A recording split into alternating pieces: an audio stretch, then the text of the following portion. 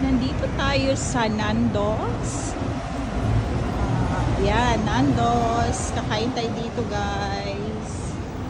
Tapos yung front nito ay, ayan. Nando's. Tapos Filipino yung mga ano dito, mga trabahante, guys. Ayan.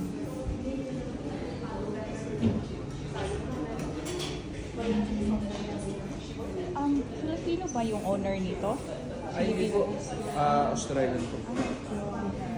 Pero maraming Pinoy dito. Oh. Ayan.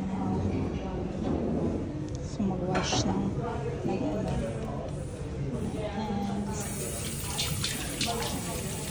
Ayan, guys. Ayan.